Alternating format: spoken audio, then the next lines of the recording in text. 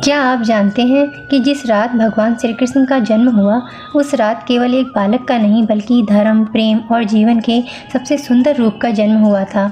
आज की इस बेहद खास और दुर्लभ कथा में हम आपको श्री कृष्ण के जन्म से लेकर उनकी लीला तक की वो बातें बताएंगे जो आपने कभी इस रूप में नहीं सुनी होंगी। वीडियो को अंत तक जरूर देखिए, क्योंकि इसमें छिपे हैं वो रहस्य जो आपके जीवन को भी बदल सकते हैं। बहुत समय पहले जब धरती पर अन्याय अपनी चरम सीमा पर पहुंच चुके थे, तब देवताओं ने आर्तनाद किया। अत्याचारी राजाओं, दुष्टों और असुरों से पीड़ित पृथ्वी माता एक गाय का रूप लेकर ब्रह्मा जी के पास गई। ब्रह्मा उन्हें लेकर क्षीर सागर पहुँचे, जहाँ विष्णु भगवान योग निद्रा में लीन थे। देवताओं ने करुण पुकार की, हे नाथ, धरती पर धर्म समाप्त हो गया है, न्याय का कोई नाम नहीं, पापियों का तो बोलबाला है। भगवान विष्णु मुस्कुराए और बोले, मैं स्वयं धरती पर अवतार लूँगा, एक ऐसे रूप में आऊँगा जो लीला, प्रेम और धर्म का प्रतीक होगा। वहीं धरती पर कंस नामक राजा का आतंक छाया हुआ था। वह अपनी बहन देवकी से अत्यधिक प्रेम करता था, लेकिन जिस दिन उसका विवाह वसुदेव से हुआ, उसी दिन एक आकाशवाणी हुई, हे कंस, जिस देवकी को तू इतने प्रेम से विदा कर रहा है, उसकी 8वीं संतान तेरे वध का कारण बनेगी। कंस का चेहरा यह सुनकर रक्तवर्ण हो गया। वह उसी क्षण देवकी को मारने के लिए दौड़ा, लेकिन वसुदेव ने बड़ी चतुराई से उसे शांत किया। मैं तुम्हें हर संतान सौंप दूंगा, लेकिन देवकी की हत्या मत करो, ऐसा वसुदेव ने कहा। कंस ने उन्हें मथुरा के कारागार में बंद कर दिया।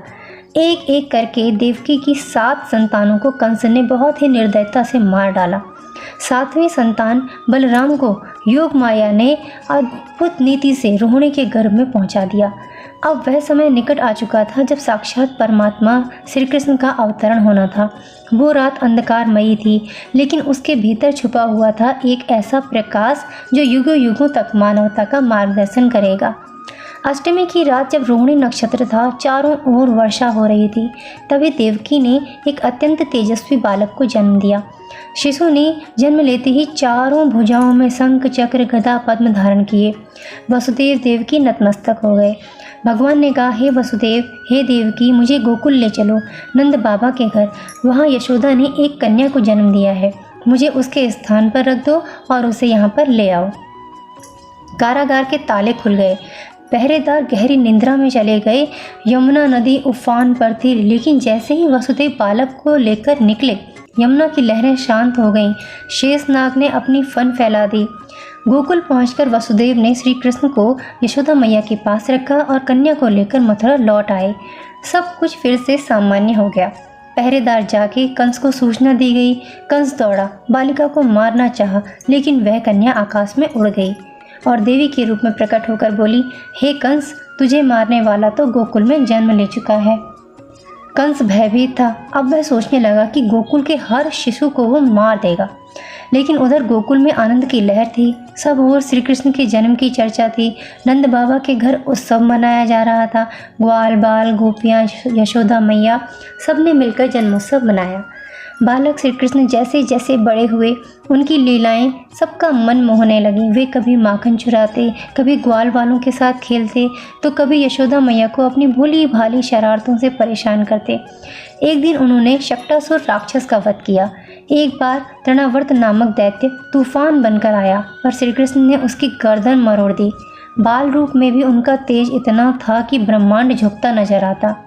एक दिन यशोदा मैया ने श्री कृष्ण के मुख में माखन चुराते हुए देखा और डांटते हुए मुंह खोलने को कहा, लेकिन जैसे ही बालक ने मुंह खोला, यशोदा ने उसमें पूरा ब्रह्मांड, सप्तलोक, सूर्य, चंद्र, अग्नि, जल, आकाश सब देख लिए। वह स्तब्ध रह गई। जब वे बड़े हुए तो कालिया नाग से यमुना को मुक्त किया। कन्हैया ने उनकी छाती पर नृत्य करके गोकुलवासियों को भय मुक्त किया। रासलीला में श्री कृष्ण ने गोपियों के साथ एक ऐसा दिव्य प्रेम रचा जो भक्ति का सर्वोच्च स्वरूप बन गया।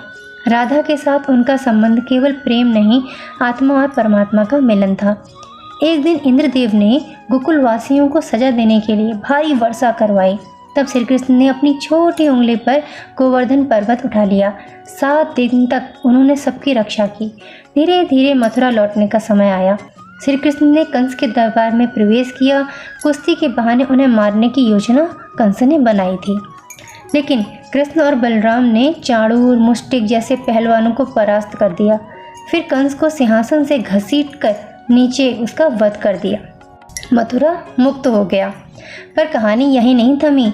कृष्ण ने द्वारिका बसाई, अर्जुन का साथ दिया, महाभारत के युद्ध में धर्म की स्थापना की, कुरुक्षेत्र के मैदान में उन्होंने अर्जुन को श्रीमद् भगवत गीता का ज्ञान दिया।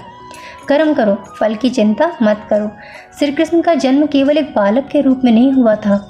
वे आए थे अधर्म के विनाश और धर्म की स्थापना के लिए।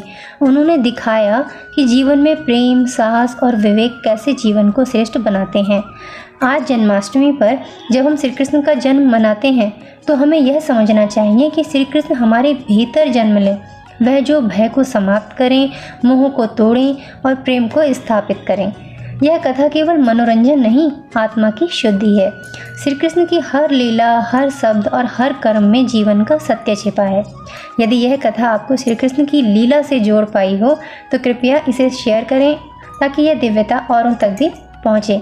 हमारे चैनल को सब्सक्राइब करें और कमेंट में ज़रूर लिखें राधे राधे या फिर जय श्री कृष्ण। आप सभी को जन्माष्टमी की ढेर सारी शुभकामनाएं। मिलते हैं जल्दी ही अगली भक्तिमय कथा में। राधे राधे।